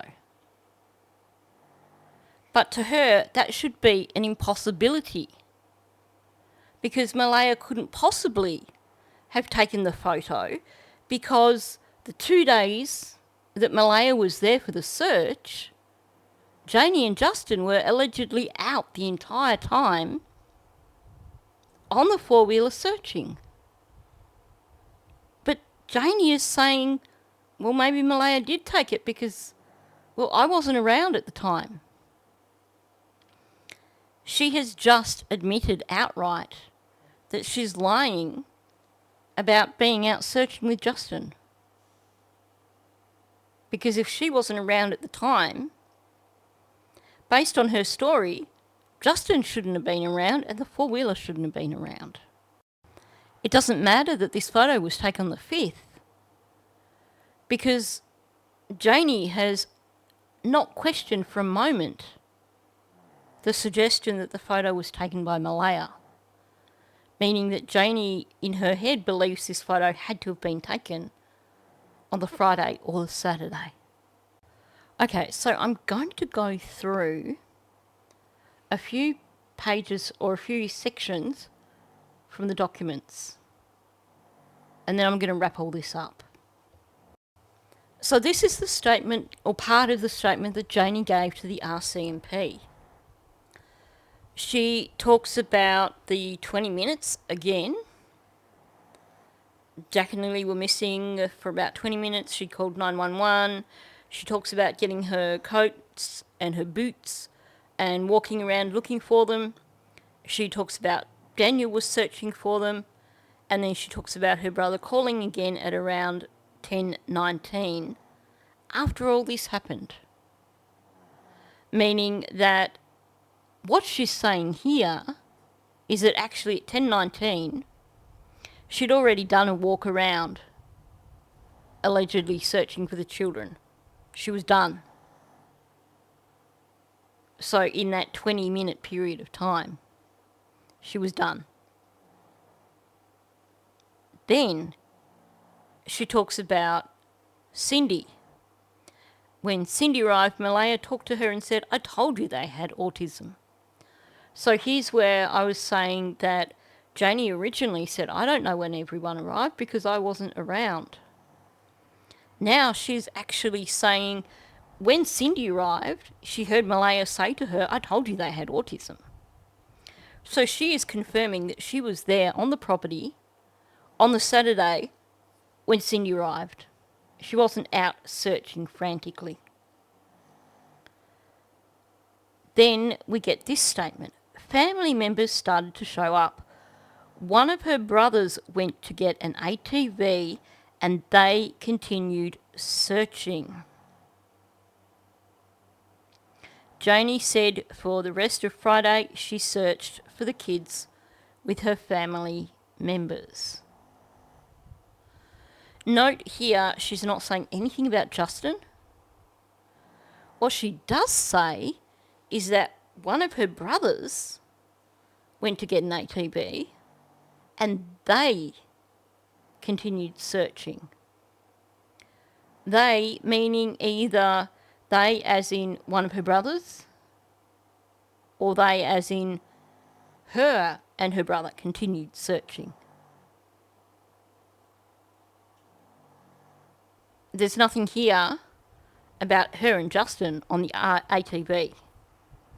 In fact, the way she has said it here makes it sound like it was her brother, Ron, presumably, who was searching on the ATV, with or without Janie. But there's no clarification here from Janie as to whether or not she was there searching with this brother or if she was with someone else. All she said was, she said for the rest of Friday, she searched for the kids with her family members, plural. So it's not she searched for the kids with Justin, with her son. No mention whatsoever of Justin here. Not in connection with the ATV, not in connection with searching. Searching is just a very vague, she searched for the kids with her family members. Okay, moving on from Janie, but keeping that in mind. Now we have Daniel's usual story. He ran outside, they weren't in the yard, he couldn't see them, so he got in the car and drove around. And then he ran around in the woods. So he's just reversing the story again from the originally running around in the woods, then going out in the car, and the various other versions of that we've had. He claims that he searched for hours, and yet in these other statements, he got back around the time that the RCMP arrived, and they said, "You can't go back out." In one instance, he didn't go back out. In another instance, some guy in military outfit told him, "Yeah, you can go back out now, Daniel." Pick your story. Whichever one suits you. I guess at this point in time, we're not going to figure out exactly what happened in what order here. It's very vague, it's contradictory. But that he searched for hours doesn't fit with any of the other narratives that he's given here. And he doesn't say how he searched for hours. Because he said he got in the car and drove around, then he ran around in the woods looking for them. And he searched for hours. Does that mean he ran around in the woods for hours? Or he drove around in the car for hours? Because he claims that he was driving in the car and he got back at exactly the same time that the RCMP arrived. And then, again, they're all time blind. Him and Janie, neither of them looked at their phones.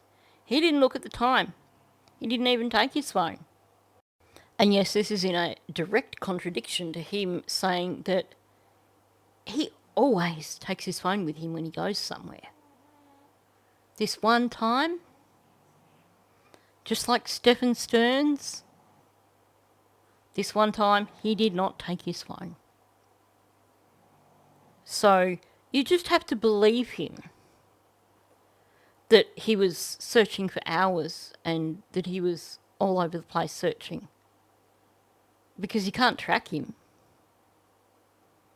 Unless, of course, you can have a look in the helicopter and the drone footage and trace his movements that way. And I hope they did. Because at some point through that day, they had 2 helicopters up and at least 4 drones. I know at one point, all up, I think they had 6 or 7 drones.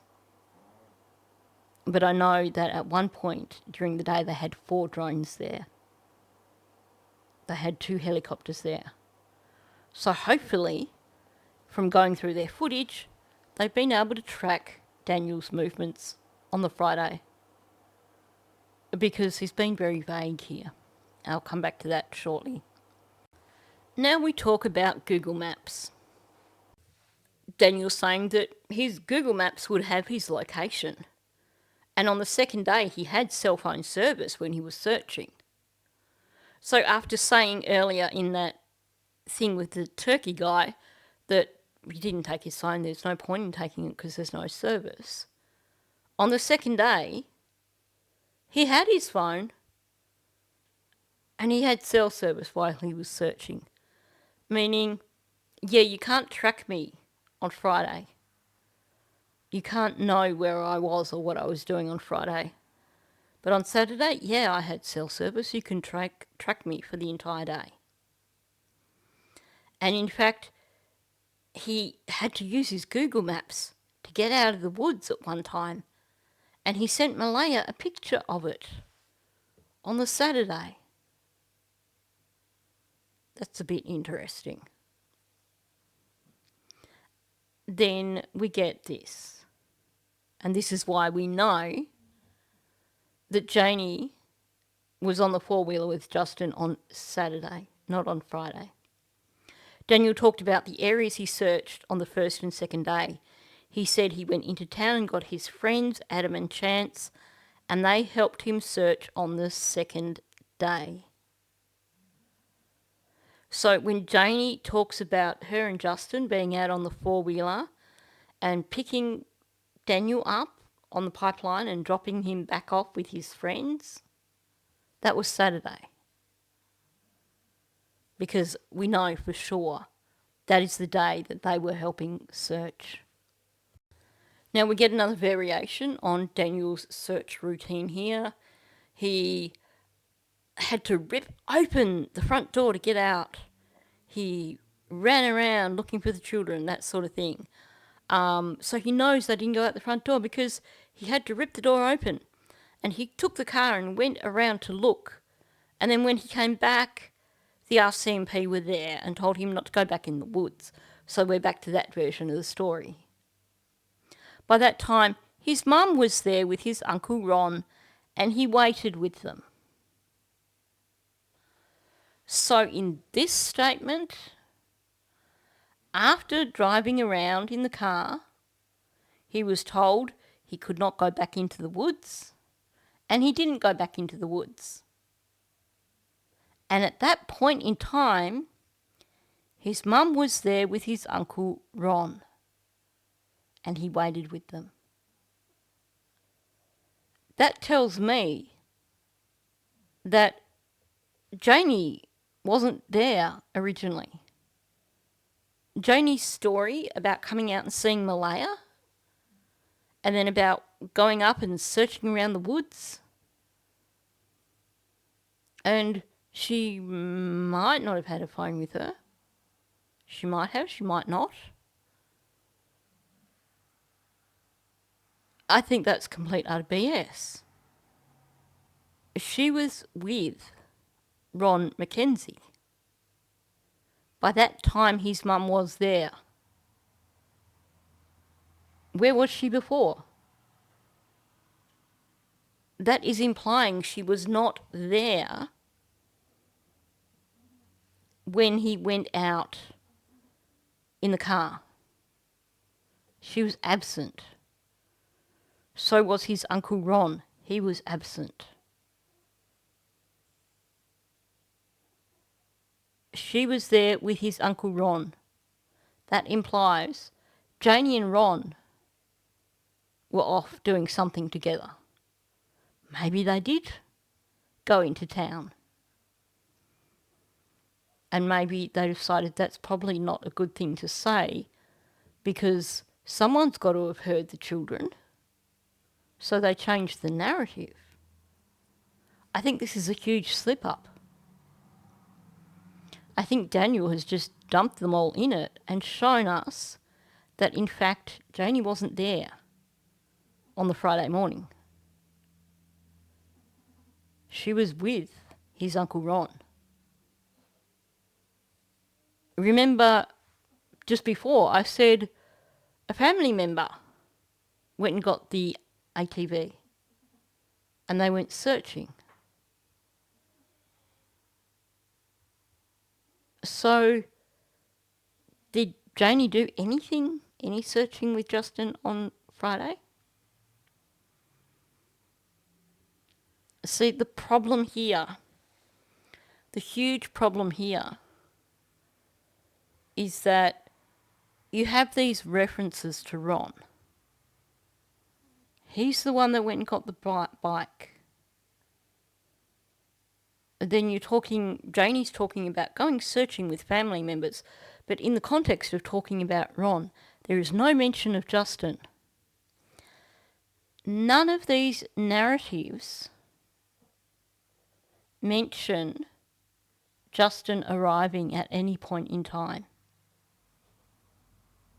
Is that because he was living on the property?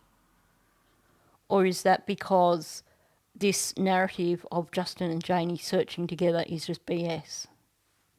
See, one of the things that both Janie and Daniel do really poorly is that there is no grounding for their narratives. They never manage to establish characters or set the scene.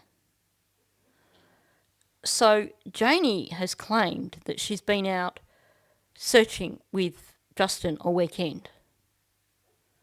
We're supposed to believe that Justin wasn't really living on the property, even though Malaya told Belinda that that was the case. But not one person mentions Justin arriving to help out. Not one person mentions somebody contacting Justin to let him know. He's just a part of the narrative, but you don't know where his role begins and ends. There is no mention of Justin on Friday. We don't know what Justin was doing on Friday. There is no mention whatsoever of Janie and Justin being out on that four-wheeler during the day on Friday. The only times she is referring to is Friday afternoon or evening. She claims all day Saturday, but like I said, Belinda witnessed her sitting there crying on the driveway at some point in time on Saturday. So she wasn't even out there all day Saturday with Justin. She claims that she went back out with him Saturday evening after everyone left, but she also claims that after everyone left, her friends came round and they were a comfort to her. She says things like, we were out searching all day, didn't stop, all these things to give the impression that she was just flat out searching. But when you break it down, she wants people to believe that she was flat out searching Friday and Saturday, but she has never said that. She's just said enough for people to draw that conclusion.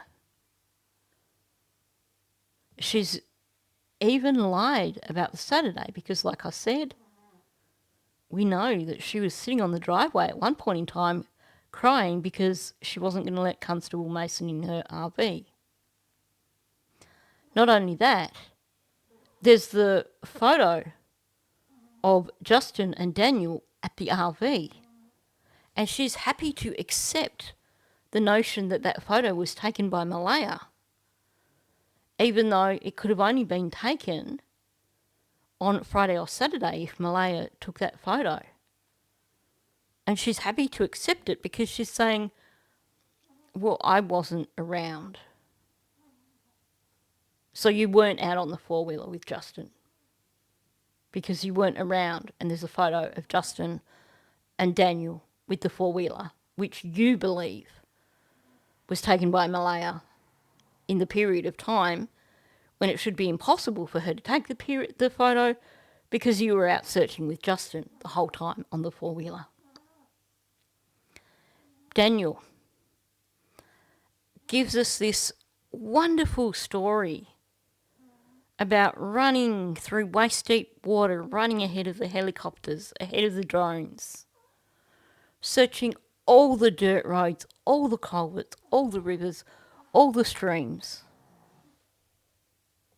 That is the sum total of the story that we get from him about his searching efforts. And we discover that that all happened before 10:30 or 11 o'clock Friday morning. So there's a massive, massive gap. Who was searching with who and where? Because it sounds like Ron was in control of the RV at one point in time. Did Janie search with Ron?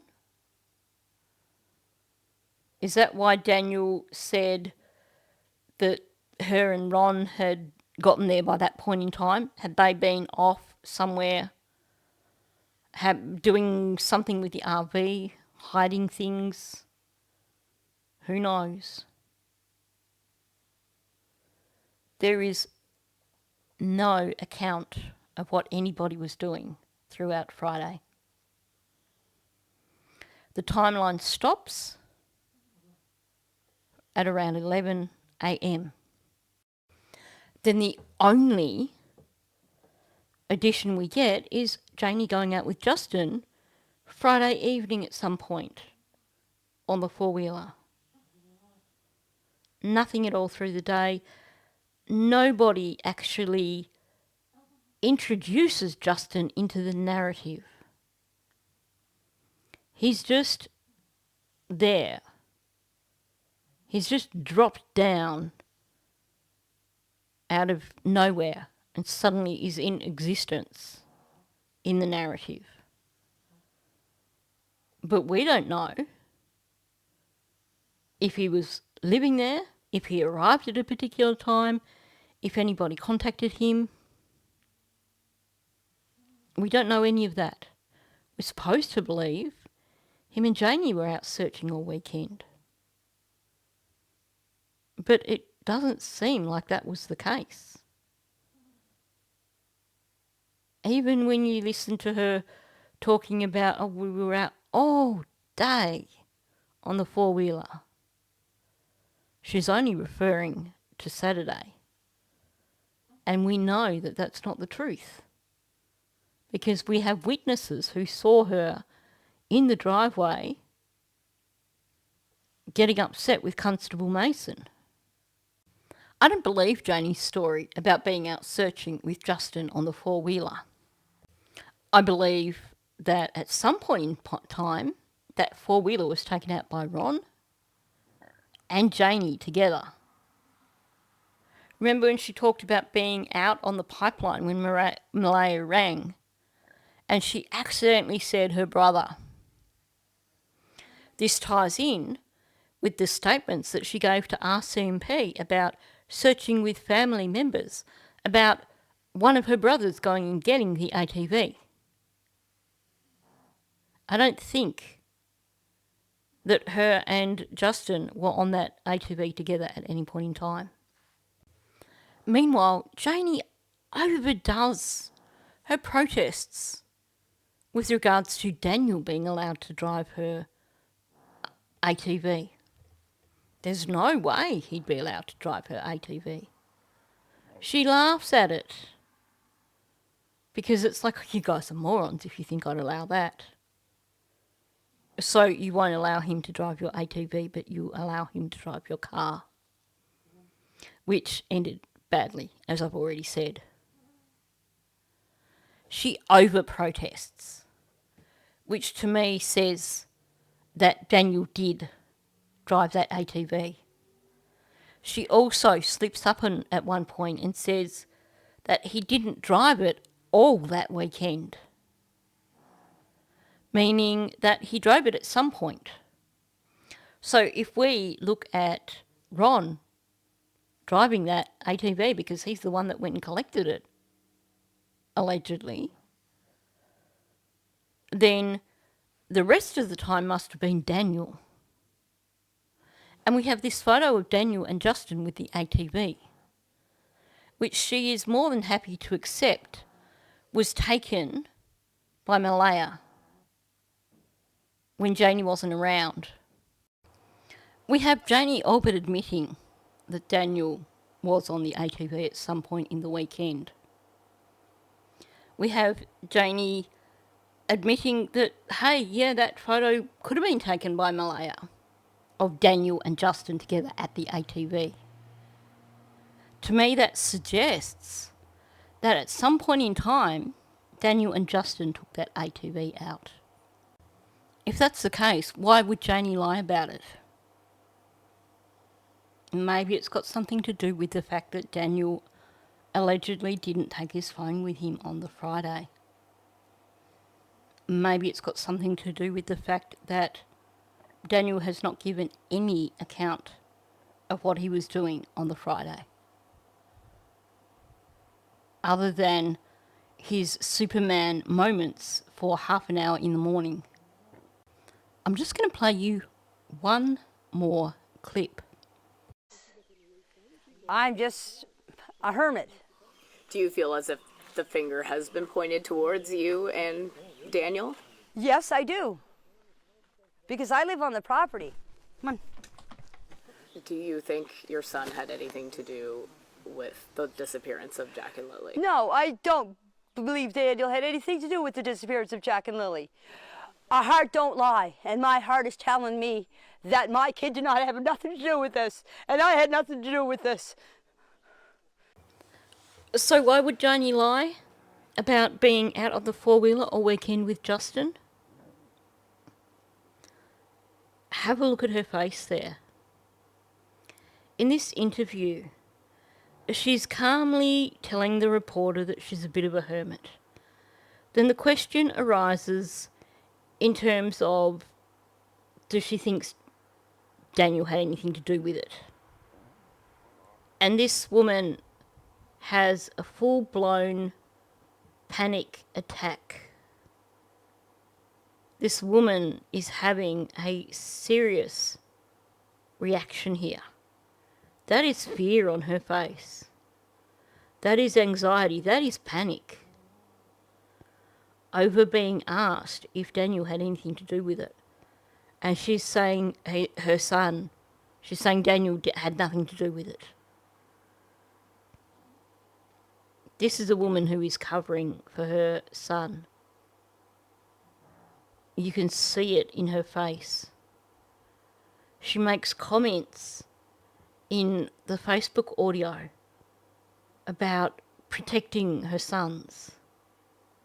You know, it's a mother's role or something like that. I'm not going to pull up that audio because this is pretty long as it is. Everything Janie has done has been to protect Daniel. This story about being out on the ATV with Justin, it doesn't hold water. Because she's trying to convince people that that's what she was doing the entire weekend. But then she actually is only talking about Saturday. But then we discovered that she was not out all day on the ATV on Saturday because Belinda saw her there on the property in the driveway. Let's get back to these beautiful faces instead. Janie was so adamant that she would never let Daniel drive her ATV.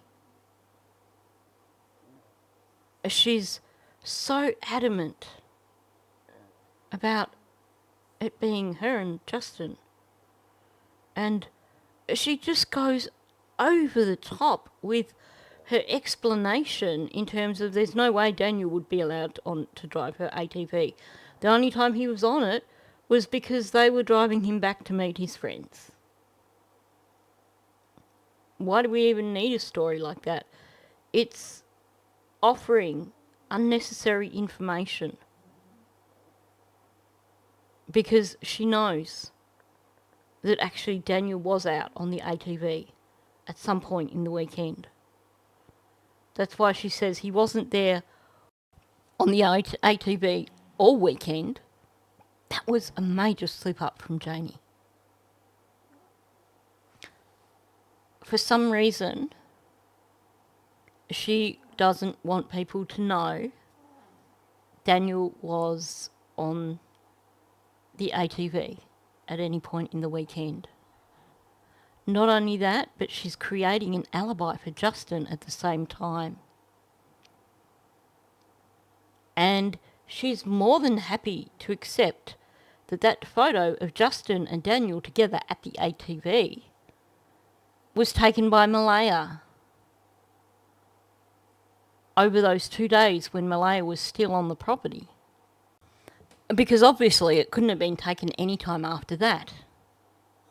But it doesn't occur to her that maybe she needs to defend the fact that it's Daniel and Justin at the ATV.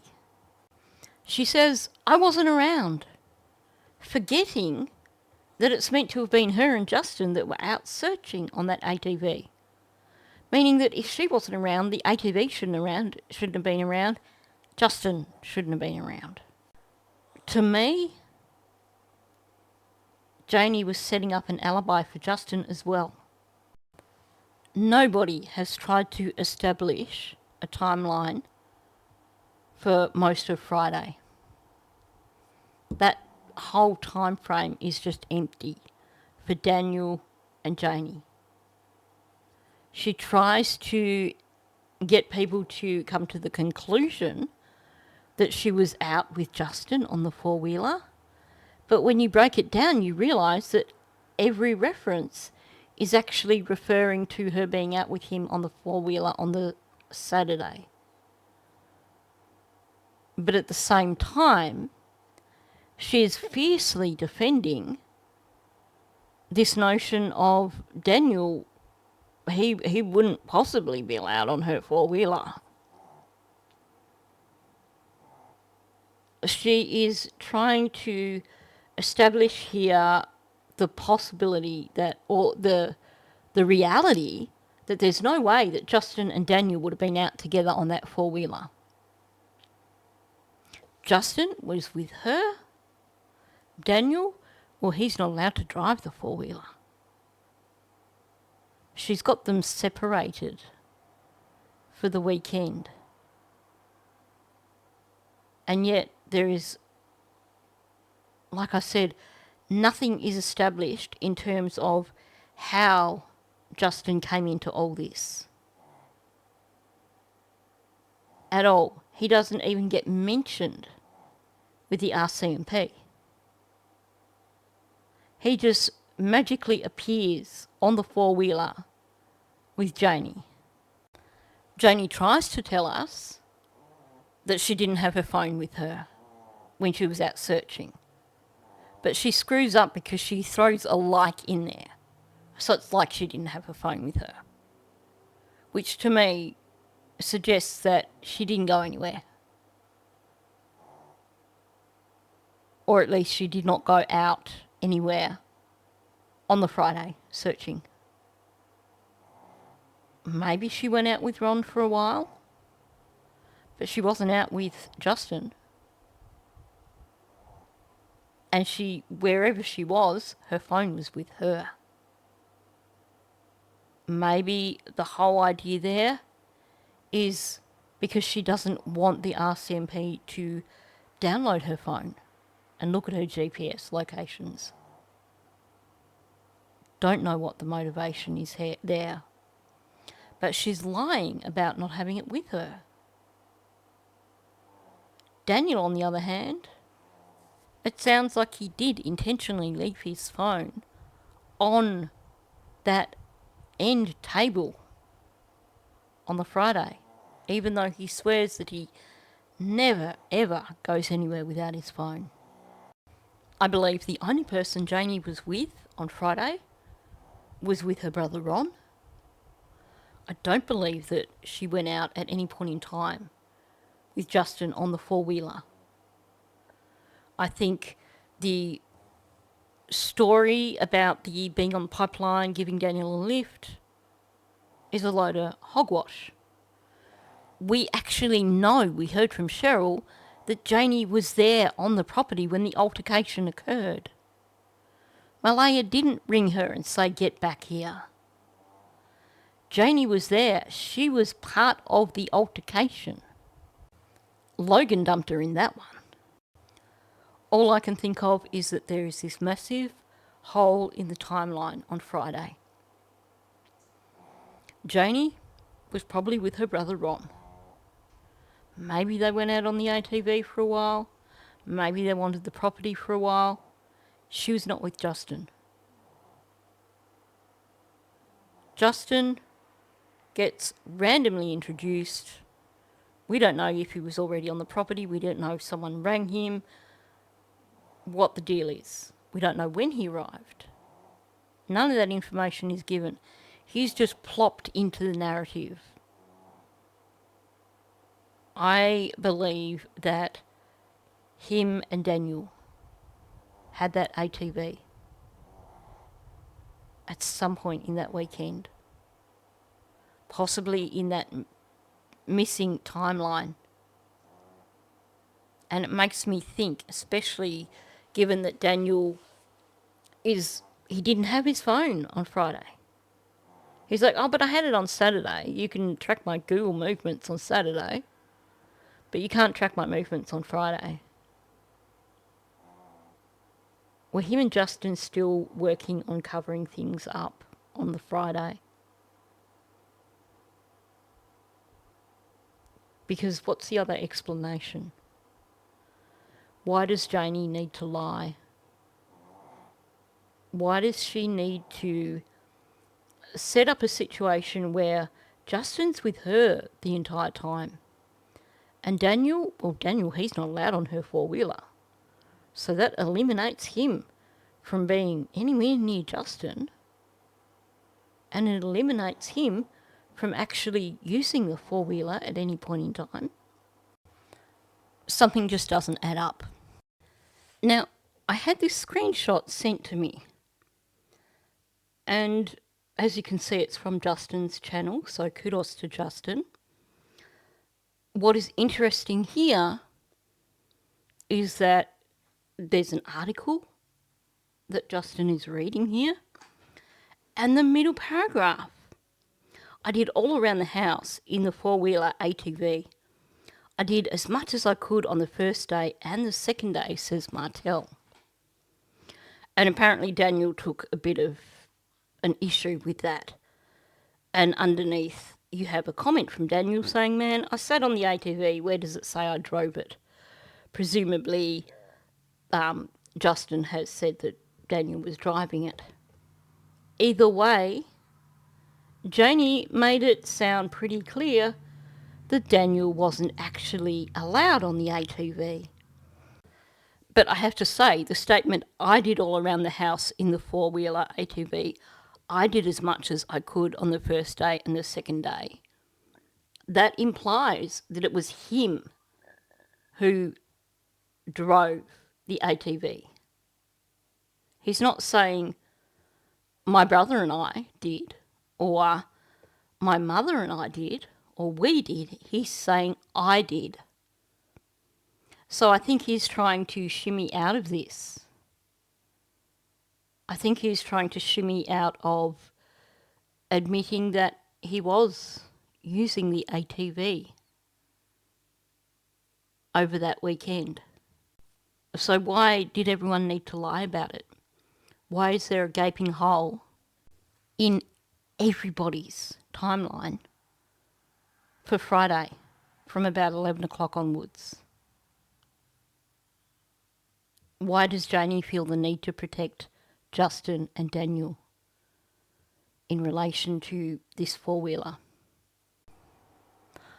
I'm really keen to hear your thoughts on what it is that you believe is going on here. Do you believe Janie was covering for Daniel and Justin?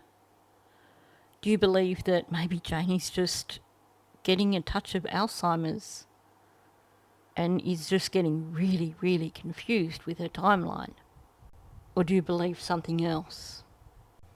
So I know it's been a rather lengthy video, but I wanted to put it all together in one go because I think it's important to see how it all connects or perhaps disconnects. So, thank you for listening. Like I said before at the beginning of this, if you are new to my channel, please subscribe. I would dearly love to reach 7,000 subscribers by the end of this year. Also, please hit that like button if you haven't already done so. And please leave a comment in the comment section. They're things that help me get these videos out there into the algorithm and help me get them seen by more people. And that gets Jack and Lily's story out there to more people. So, on that note, thank you, and I'll catch you in the next one.